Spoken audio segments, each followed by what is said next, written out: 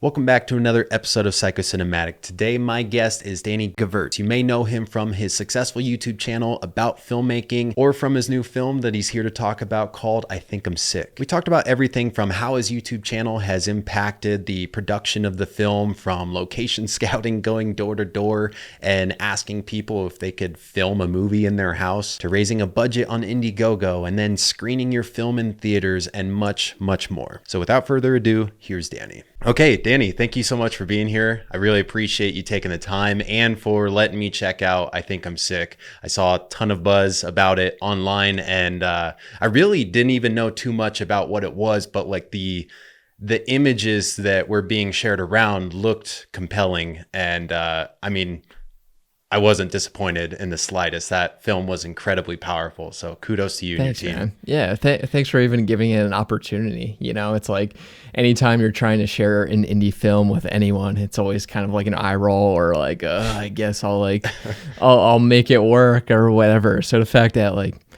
anyone even wants to watch it is so exciting for me. Yeah. So little background on you. You wrote and directed that film. Did you do anything else on that film besides those two huge roles? Yeah, it's like a lot of stuff. Wrote, direct, edited, did a lot of the producing, had a small team around me that like everyone was just wearing multiple hats as you would on an indie film. Like it was most people's first feature as it was my first feature. So everyone's just like trying to figure it out. Like there was a lot of times where like I'm just like knocking on people's doors like, hey, can we film a movie at your house? Or like you like really like putting the legwork in on almost everything. So writer, director is like the headline, but it's like a lot of stuff. Gotcha. Yeah, and like a lot of that stuff you don't necessarily always get credited for in the credits. Yeah. I mean, I'm not trying to be like a location scout, Right. Which is like the hardest job. Like kudos to a good location scout. Like having just a huge book of connections of like, oh, I know like a Victorian style house that would fit this perfectly, or like, I know this ice cream shop that has like neon light that's lighting up from the outside. It's just like a very resourceful role. It's really hard to find a good location scout. Yeah, well, since you brought up the locations, I'm curious about all the stuff that you shot at the school. Did you have to do that on like a summer break? Yeah, we shot it during July of 2022, so all the kids were out. And getting a school to get on board for, the film's unrated just because it costs a lot of money to rate, and we're like fresh out of money and budget for that kind of stuff. But like if it were to be rated, it'd be an R-rated film. Like there's you're dealing with topics such as suicide, there's crude humor, bad language, all that good stuff, some brief nudity, which is always fun. So getting a school on board was really difficult. I think I reached out to every single school within 30 miles of Philadelphia, and one said yes, which was the school that we ended up filming at. And they had prior experience with film productions. They filmed some stuff from Mayor of Easttown within that school district. So they had some prior experience with that. They really just enjoyed the story and were behind the message of the movie. And we also had like a letter of recommendation from a mental health professional. I like worked with someone after I had a couple revisions of the script to make sure like the material is very like accurately portraying like suicide and entertainment and eating disorders and all this mental health stuff. So I'm no spokesperson for mental health, so I wanted to make sure it was like definitely something that we could put out into the world and feel confident with. So having a letter of recommendation from our mental health professional who works with teens going through similar stuff as the kids in the movie was really helpful in getting the school to allow us to shoot there. Right.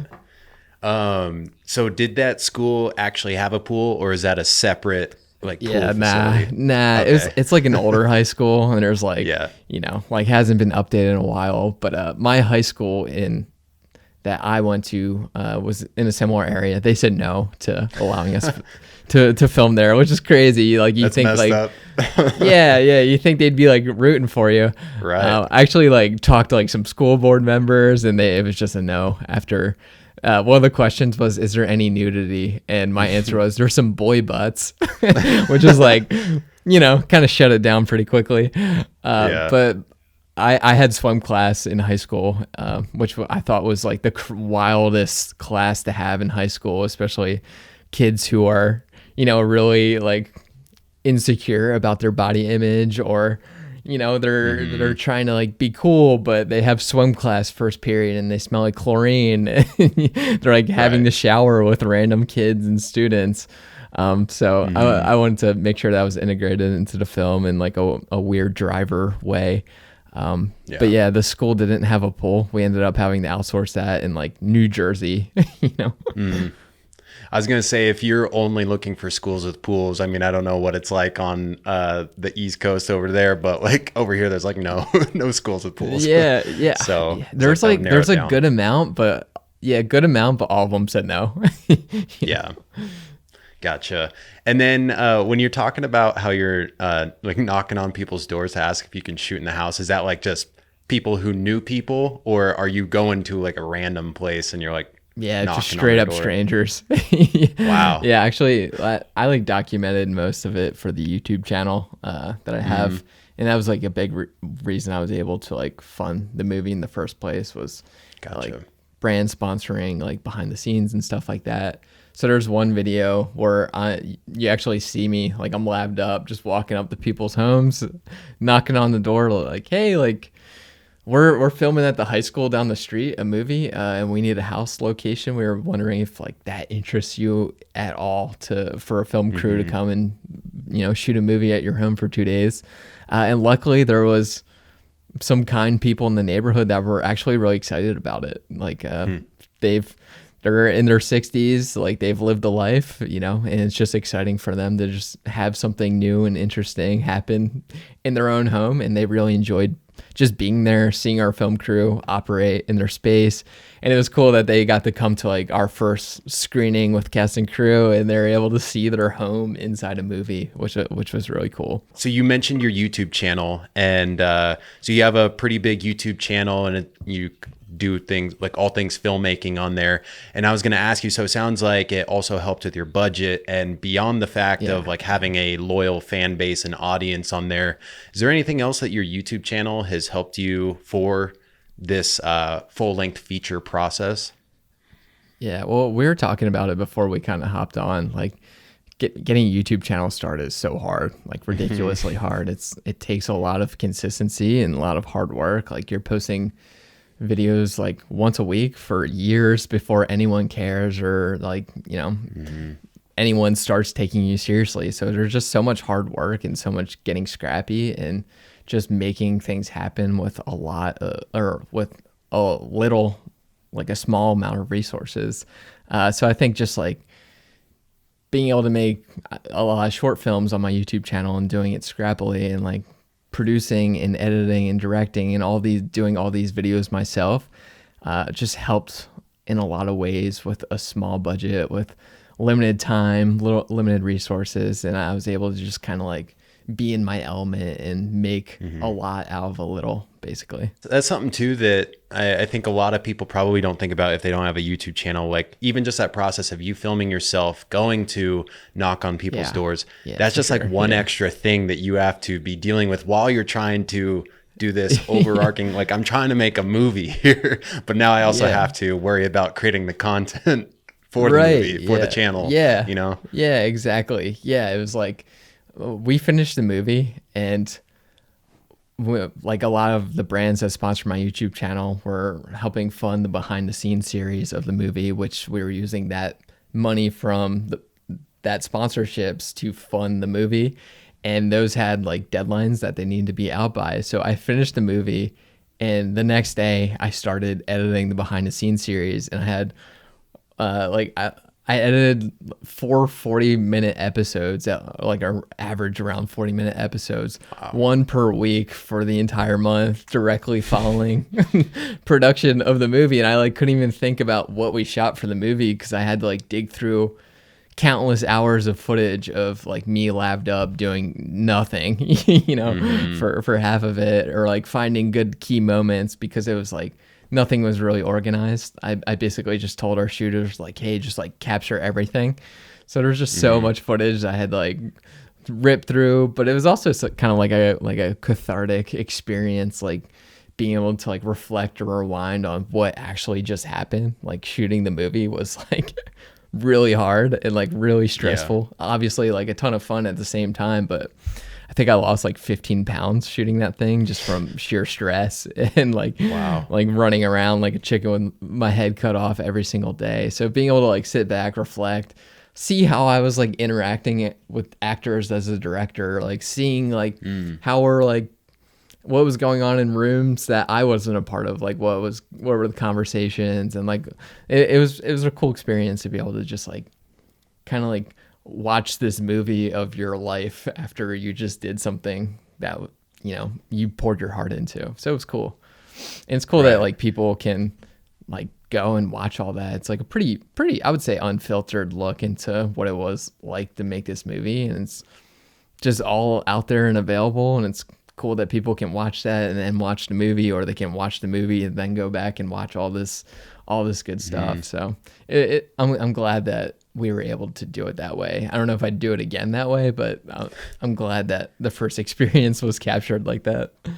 Yeah, that's cool. My first thought when you were talking about having to edit those like 40-minute long videos after you just finished the film is just burnout. You know, like, oh my God, I don't want to look at stuff from this film anymore. Brutal. You know? Yeah. I was dying. Like everything was on like these crappy hard drives too, because like we couldn't afford like big SSDs just because all the budget for the movie was just sucked up. Like we didn't even have any money for post-production after production itself.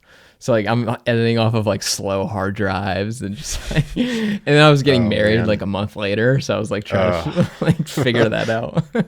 Jesus. Yeah. Tough couple months, but it all worked out. Yeah, well, congratulations on the film and on the marriage. That's awesome. Thanks, dude. Yeah, got myself one of these, you know, nice little ring. Are you married? Yes, I just don't have my ring on right now. I constantly take it off for either the gym or jiu-jitsu, and so it just like takes a lot of thought for me to put it back on. Yeah. Oh, hell yeah. How long you been doing jiu-jitsu for? Since 2021, I've had to take like I took like a 5-month break because I just wasn't sure if jiu-jitsu was for me because of like my neck issues, and like I was sleeping like shit after just getting crushed. And it's so hard in the beginning because you would think that when you're a white belt, people would go a little easy on you, but no, I swear to God, some of the brown or black belts were just the most violent. And so after 5 months, I came back and I felt like I started getting better at avoiding painful situations a little bit better. So it's been fine. Then I had to take a month off when my son was born, but other than that, I've stuck with it. And so like I'm a blue belt now, but thank you. I don't think this is jiu-jitsu, but have you ever seen The Art of Self-Defense? Yes. With I have. Jesse Eisenberg. Dude, it's like, it's one of my favorite movies. It's so good. Yeah, I've tried reaching out to Riley Stearns, the director, to have him on because he's a black belt in jiu-jitsu, and I see. Oh, really? I can't remember what the other film was. That he also made a Duel, like Dual. I'm not sure if you've seen that one. Is that the one with the jousting? That's the one where that's the Duel, I think. Duel is. I was like, whoa, those are so different. Yeah, where basically there's like a clone of you, but then like the clones get rights or whatever, and then so like they you have to fight each other to see who gets to be you. Oh, that sounds awesome. Yeah, it sounds awesome. Yeah. So for your whole writing phase, I'm curious because I just finished writing my short film, and I'm just curious, like how many times did you end up making a new draft of the script? Dude, I don't even know. Like I stopped keeping track. Like I stopped doing like revision 17, 18, 19. Wow. I just started putting like dates after it. So like, gotcha. Like I knew like when the last time I edited this was, and like, I don't even know what it came out to be. There was a point where it was like a lot of major changes were happening from like 1 through 10. And then it was like less major changes happening from like 10 through 20. And then it was like a couple major changes happening from like 30 to 40, and then started to turn in like really fine details or like changing, and like I'd like capitalize a letter and that'd be a new version of the script or Gotcha. or whatever. But I would say at least like 100 if I had to guess. The first draft is just handwritten in like this little black notebook, and like that version of the movie is so completely different than the thing that you watched. But it was good to like just like jot everything down. Like it was my first like feature script, obviously. And I was just like looking at advice videos online. There's like, I don't know, is it Film Courage? I don't know what the YouTube channel is, but it's just writers giving advice basically. And so I just like absorbed all this different advice from, Taika, Quentin Tarantino, and like all these like famous writer directors, just to see what their process was. And I tried to emulate it myself. And one of the big things I heard was just handwrite, and don't judge yourself. You don't have to start from the beginning. You don't have to end with the ending. Just write.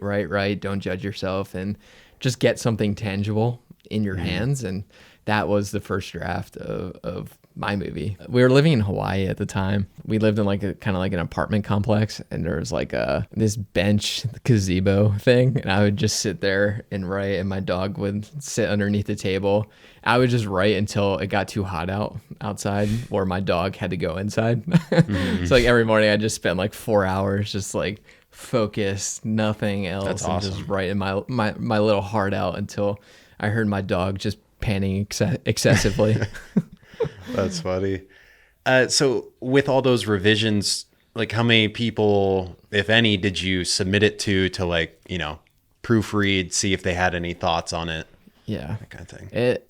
I was just kind of embarrassed by it just because it was my first one. I had no idea, like no frame of reference if this was good or whatever. Like I don't even read scripts. Like I don't like know what scripts look like or what they're supposed to look like. But the first person I shared it with was my YouTube manager, Tyler. It's just someone who we see the world pretty similarly, and we both have a good sense of humor, and we're both criers during movies.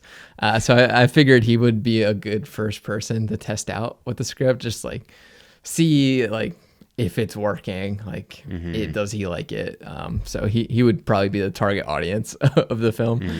So when he liked it, that like kind of gave me a lot more confidence to start sharing it with potential producers that could help with the film. Didn't really share it too much with like a ton of people for feedback, which I think on the next one I think I was just so precious and so insecure about the first one that I kind of held it too close, which is just a learning lesson, and two, like this first one, like I wasn't trying to make it some big thing. It ended up being bigger than what I thought it was going to be. I didn't expect it to be something that I constantly talked about on YouTube, or something that I ended up entering the film festivals and selling and all that stuff. I just kind of wanted to make a contained script that would be like a proof of concept of whether or not I can actually make a movie. Like, am I capable of it? Is it something that I would actually enjoy doing myself? And, like no one's going to come up to you and say, hey, can you make this movie? It was more so like, I'm just going to make one, learn from it, create like my own space for me to try and either fail or succeed or whatever it would be. So that was kind of the main motivation for it too. So I wasn't so worried about like the result of the reaction of people watching. It was more so just me trying to learn how to make a movie. Right. So it ended up being like something that was a little more cohesive and better than I thought it would be. So it worked out. But yeah. So that's probably why also I held it so close. The idea itself, how did that idea come to you? Where were you like drawing from for that? I struggled with suicidal ideation as a young kid when I was 19. And when you're young, you kind of put yourself in this bubble, this world, and like every little thing feels like such a major disaster in your life, and you don't have the life experience and mental tools and perspectives to kind of understand that no, like this little thing that's happening isn't the end of the world. Like there's so much great stuff out there. But when I was 19, I got trapped my freshman year. I was away from family, friends for the first time. went to school for football, and I quit the football team because I hated it. I like lost my community. A lot of other things were happening in my life that, you know, I didn't drink in college, and everyone else did. So like I felt very alone and secluded, and I just kind of felt like death was a viable option for myself. And luckily some things turned around. I ended up joining the track team and found a new community, and was able to like just move on one step at a time to get myself to a point where I like wholeheartedly regret that decision making when I was 19. So I really wanted to create a film that would just make young people see that like you will regret this. Like even if it's not today, if it's not tomorrow, it's not a year from now, you eventually will regret it. Like there's so much cool stuff out there in your life. So that was the message.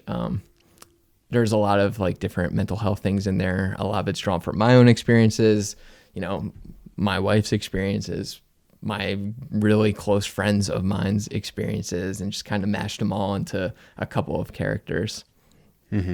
Gotcha. So there's, you know, obviously a lot of those dark and serious tones in the film, but it's also like elegantly blended with some like comedic relief and lightheartedness throughout.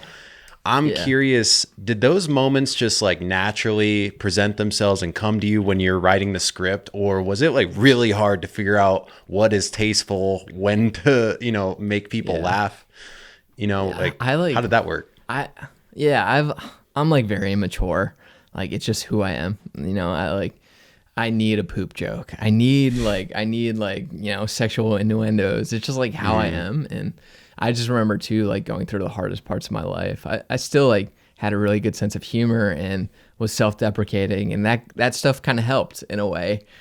So I wanted to make sure that like this movie wasn't just straight up sad and had moments of that, and like people could just like take a deep breath and see that like depression isn't always just like the saddest thing in the world. Like you can be depressed and be funny and like have fun from time to time, even though like overall like you're hurting. But I don't know, a lot of it too is just kind of like a defense mechanism, I would say, and like sharing my emotions.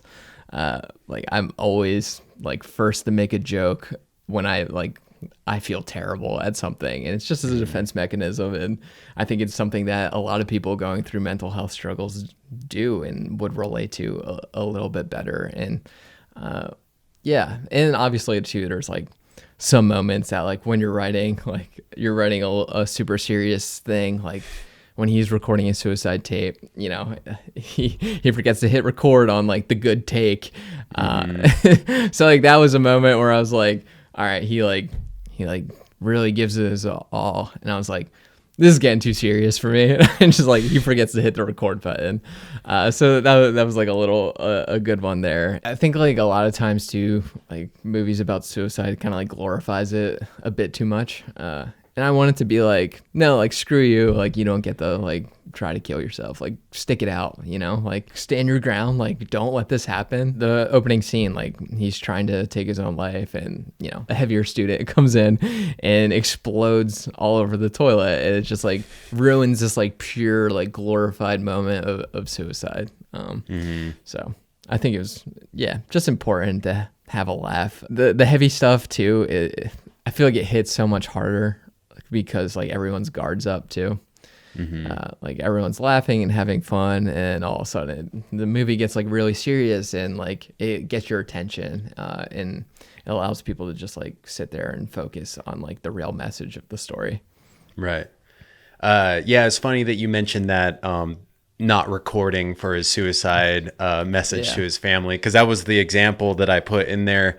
And it's really funny because on, I don't know, a couple of days ago, I think it was on Friday, I was trying to record just a reel for my Instagram about this movie. Even if the video is like 30 seconds long, it always takes me like 15 minutes because I just cannot speak without stumbling over my words. And anyway, after the 15 minutes, I go to stop the recording and the audio wasn't recording. I'm like, you gotta be kidding me. I don't remember the last time I've done this. So I'm like, fuck. All right. gonna do it one more time. Should be fresh in my head. And after the intro, I realized my camera's not recording, and I'm like, oh my God. I was like, today's not the day. I'm just gonna stop for today. Yeah, so it's just like a real thing. A lot of movies are like a form of like escapism for people, and I really love movies that don't let you escape reality. Like Manchester by the Sea is one of my favorite movies of all time. And there's a scene where Casey Affleck, I forget his name in the movie, but his character and the son who just lost his father are walking out of the funeral home, and it's like freezing cold, and they're having this discussion about how the ground's too cold to bury the dead father, so he's got to like stay in a fridge, and it's like this weird feeling, and they're both grieving, and then there's this moment where they're like, where did we park the car? And they can't find the car, and it's so cold, and they're getting frustrated in that moment, and it's just like this little thing of real life creeping into the movie and not letting you kind of escape that. And there's little moments definitely in I Think I'm Sick that I tried to like not let you escape from the reality. It almost feels like there's like a rhythm or a cadence to it of like depressing. All right, now like give them a little bit of, and then right back into it. Like just that whole thing. It felt like like an instrumental or a dance that you were doing. But yeah, I felt like that was extremely effective. And along the topic of writing strategy, I wanted to know if you were thinking while writing, shooting, editing, basically how to ensure that you're not spelling everything out to people, that you're letting them make their own discoveries throughout. And like some of the examples was the Will questioning his sexuality, and then Robin's eating disorder, because they all come online subtly. I think you just want to like assume that your audience member is an intelligent person, right? Mm-hmm. It's like, I just assume like anyone who's going to watch this film is just smart enough to come up with their own conclusions and whatnot. And the classic cliche is show, don't tell. And it's like, I don't know, let people figure it out for themselves. And like, in your everyday life too, like someone's not going to come up to you and be like, I'm suicidal. Like you want to like be able to read the signs and like figure out what those signs are. And like eating disorder, like there's a scene where like the first time we meet Robin, she's like checking her mouth and checking her teeth. And there's a lot of people who suffer from bulimia, like because they're vomiting so excessively, the stomach acids start to erode the enamels of their teeth. So she's having like teeth pain or like erosion happening on her teeth, and she's checking. So it's like someone who's gone through bulimia like really resonates with that because they've probably done it. And I think that makes the film a lot more powerful. Or it's like a parent like understanding like, oh, like my daughter is like binge eating her food at the dinner table and then getting up. Like, what's that all about? You know, just like kind of reading the signs. And I feel like it just feels more real of that. This is like the signs of a person going through this thing, whether it versus like I have an eating disorder, which a young girl wouldn't just come out and tell her parents for the most part. Yeah, I was asking that because the short film that I'm writing, I put someplace in the script like, basically, I don't know if I'm going to add this flashback in from a point earlier because I want people to make that connection. And my wife had been like, I don't think you'll need it. And so I just put it in there just so I don't forget. But after watching... the wife's feedback is always key. Yeah.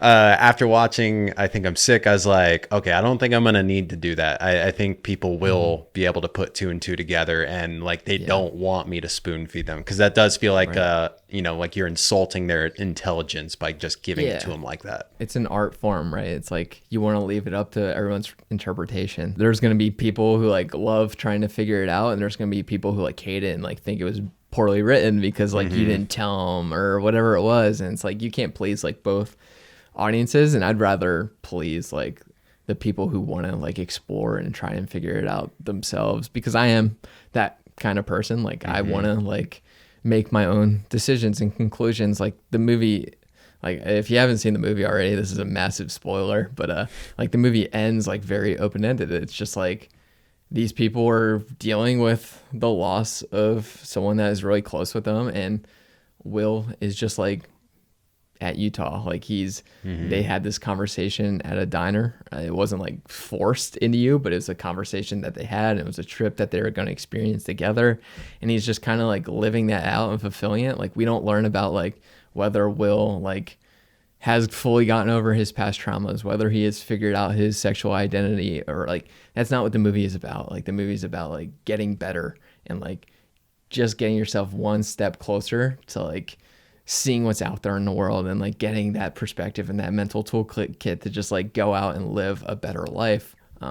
So like there's people who like really love that, and there's people who like are mad that like I didn't like tell them or show them like Will dealing with that stuff, but I don't care. It's like, just like what I liked. So yeah, I think that's a great point. You'd rather make the film for people like you who like to find that stuff out, because I know that there's nothing more frustrating for me than when I watch a movie with friends who want like all the answers. I'm like, you're not appreciating it for what it is. Drives me nuts. Human life is so messy and like unknown. You don't need to be in control all the time. I'm a loosey goosey kind of person, and two, like if you try to make the movie to like make those people happy, then you're gonna make the people yourself and the people like you unhappy. So there's just like no win. So you might as well just make sure you enjoy it. Hey, before I forget to ask, was there a significance or a specific reason that you wanted to set the film in 2011? Yeah, I mean, that was when I was in high school, and that too was like a lot of Will's struggle is like figuring out his sexual identity, and like being around a group of guys like in high school in 2011, that's what it was. Like it's like it's an uncomfortable space for someone who's struggling with something like that. You almost feel like you can't talk about it, or like you're trying to prove that that's not your reality, and there's not that there's anything wrong with it. That was just like the social climate of like what it was like as in 2011, and that's like when I was in high school, that's what I knew. So that's like one of the main ones. And also like technology has gotten like too advanced that like kind of ruins storytelling for the most part. It's like people have like GPSs and like don't use maps. so like even like that's not in the movie, but like if I was doing like a road trip movie, I would probably like want it to be 1990 where people are using maps and not just like GPSing, because like it's really hard to get lost when you got your Google Maps open. But if you're reading a map, you might get lost and end up in like the serial killer's backyard. So I think it's just like easier, and like the look of stuff too, like the look of a real map looks cooler than like, or the look of a compass. Not that I've ever used a compass, but like it looks way cooler than like someone like pulling out their iPhone. I don't know. I think there's just something to like this nostalgic feeling that we get of looking back on stuff. I totally get what you mean. In the film that I'm writing right now, I made sure to use wired headphones and not like AirPods or anything, because I'm like, for storytelling purposes, this will be so much easier if there's a cord, I need the cord. And like you have to like think about cars, and like this car like can't be past like 2010, or like the music that's practically playing inside the film, like in the concert, like it's a song from 2010, 2011. So you have to be like very conscious about like what iPhone, like it has to be like iPhone 3 or whatever. Yeah, I noticed the button on the iPhone. Like when I saw the 2011 on their shirts, and then I saw the iPhone, I was like, okay, so this is like definitely 2011. Okay. Yeah, and like Will's a nerd, and is like there's like a few kids that still had like flip phones. Yeah. When you set out to make this film, what is the sequence of events? So like you write the script. Are you then looking for funding? Do you have to find funding, get a schedule, and then like a release plan before you start bringing people on board? Like how do you get people to commit?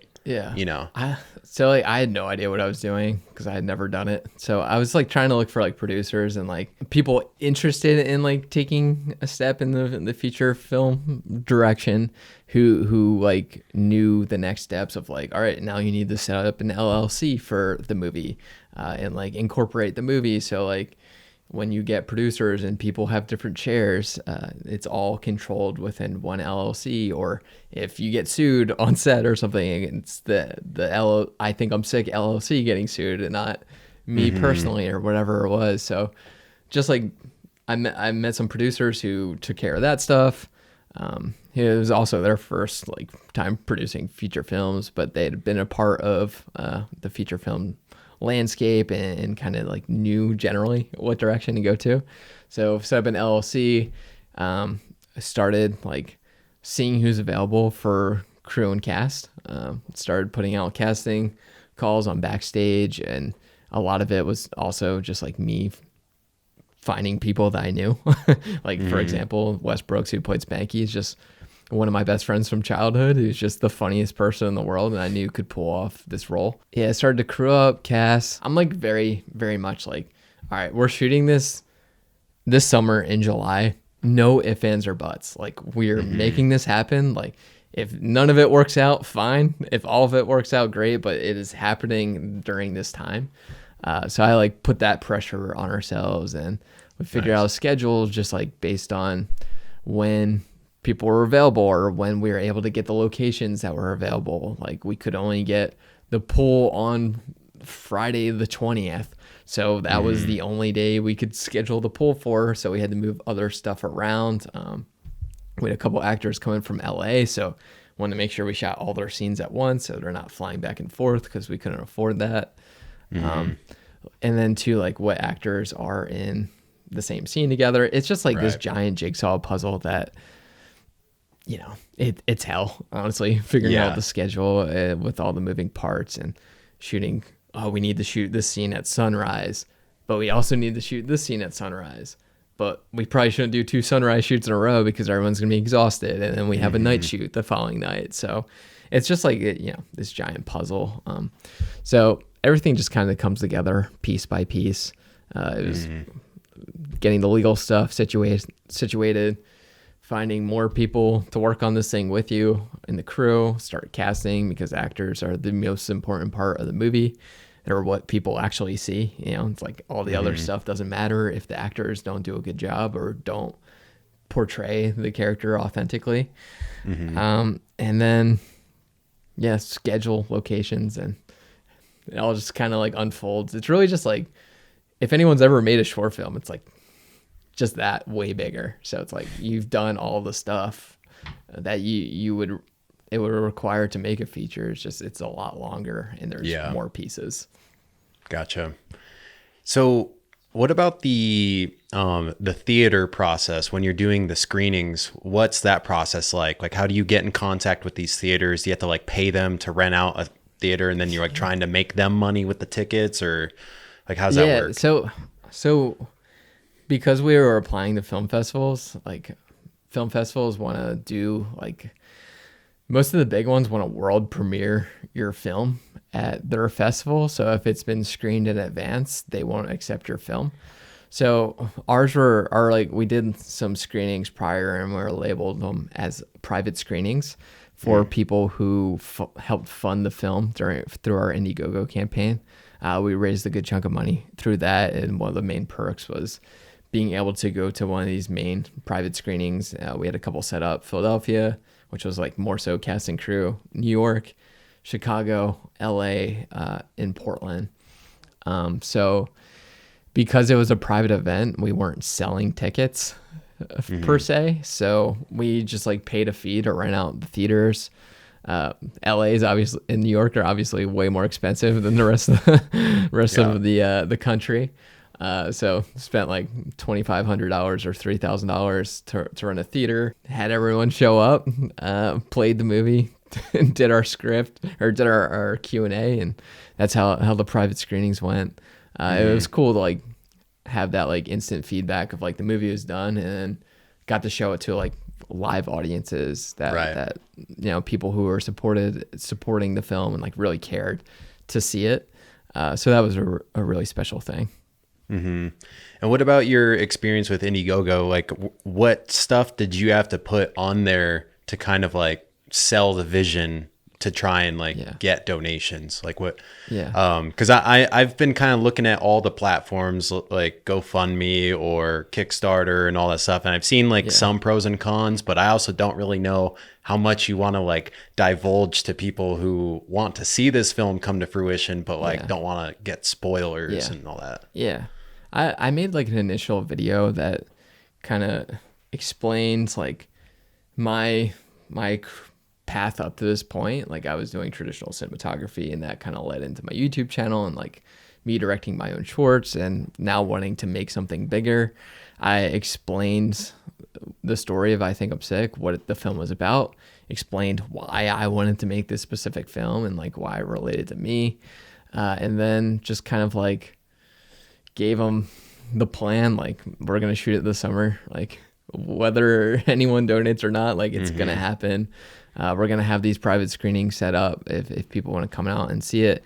Luckily, I had spent 6 years building an audience on YouTube, just constantly providing educational films and showing what I'm capable of doing in my own short films. So luckily I had a solid community already behind me who I would say no matter what I said during that video would have been excited to just support me, because to them I'm their friend, and they've spent so much time with me and they just want to see their friend make this thing that they're in their dream project and succeed. So a lot of it, the success I would say, was attributed to just years and years of the work that I put on the YouTube and connecting with a large group of people. I'd say everyone who contributed to Indiegogo wasn't people who stumbled across it or didn't know who I was. It was mostly people who had followed the channel. So I don't know if I feel there's a couple better ones out there for film specific reasons. I think Seed and Spark is a good one for films. Okay. Where people who are looking to just get a tax write-off or something are looking to help fund people's films and might stumble across it more easier on a site like that. I know Indiegogo, it's a lot of it's I invented, this thingy, this tool that helps you do a specific thing, and it's not so arts driven almost. Gotcha. But it was an easy platform for my community. When we were speaking over DMs, you had said that because of this film, you will be going into your next film with a lot more confidence. And I'm curious, what kinds of things are you taking away from this that's going to boost the confidence for your next film? I just know what to do. I went into the first one. I just didn't know what to do. Every step of the way, I felt I was hitting my head on a hurdle, and it was just one after another. I didn't know music licensing was so expensive.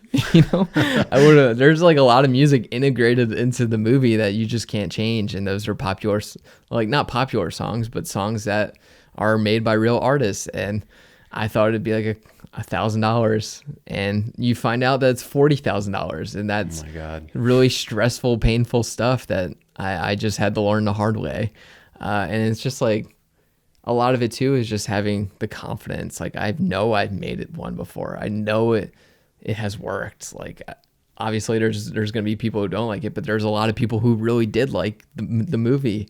And I know I'm capable of doing it. So the confidence it's huge. And then also just getting people on board. When you haven't done it is really hard. Hey, come spend a full summer with me on discounted rates so that we could pay for it, and convincing people to be a part of it, and convincing actors that I can direct a movie. They need to have trust in you. But now having this thing that it's a real thing, and there's people who really like it, and it's doing pretty well in my opinion. Being able to share that as hey, look, a proof of concept.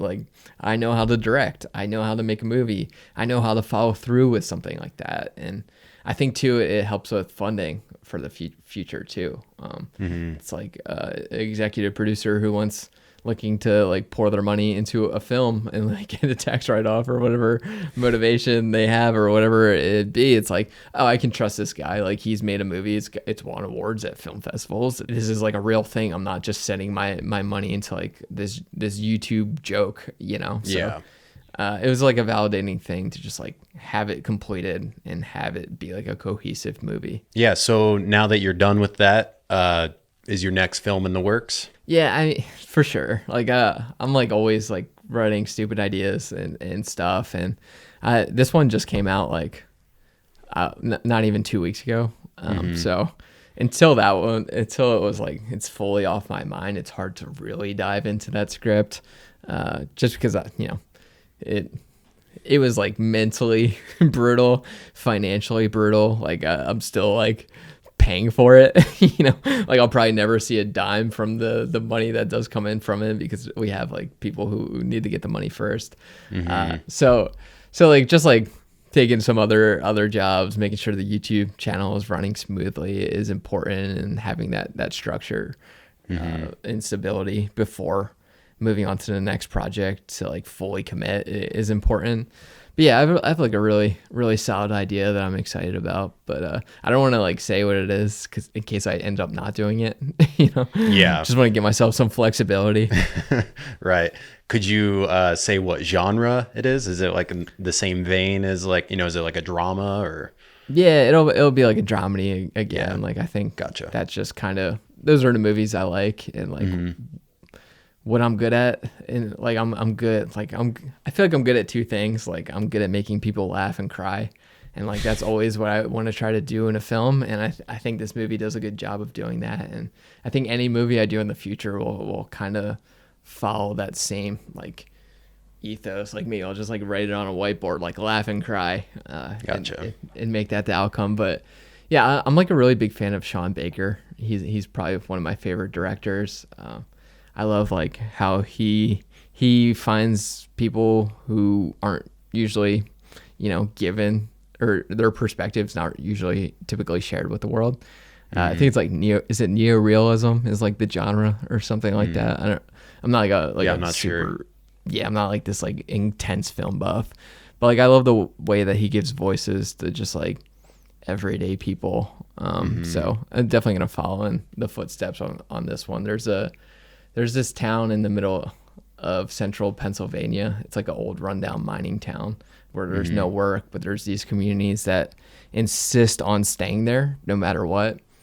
Just because if they leave, the community evaporates, and like they want to see that community continue on. So that's kind of like the general idea. Gotcha. Yeah, that's cool. You said Sean Baker was his name? Yeah. Sean Baker. What films does he direct? The Florida Project. Yeah, the Florida Projects, Red Rocket, Tangerine. He's got a new one coming out that just like won some award at Cannes. Gotcha. He's known for like going in with like $2 million and like with a scrappy team and just like making awesome movies, which I really respect. Like, yeah. I think like next time I would make my film crew smaller and just give yourself opportunity to like capture the spontaneous moments and move quickly and just let it be a little more relaxed, not moving the crafty tent like every scene and stuff like that. Well, Danny, thank you so much for coming on here. If you want to share your socials and then also where people can watch the film, and I'll leave that link down in the description as well. Yeah, just Danny Gevirtz on everything. You can watch the film on meatspin.com. Just kidding. Don't look that up. It's like one of those gross gag websites from when we were younger. No, you can watch the film on itisfilm.com, ITIS. For anyone who likes crying and likes laughing, just definitely check it out. It's definitely worth it. Yeah, thanks, man. Appreciate it. Thank you.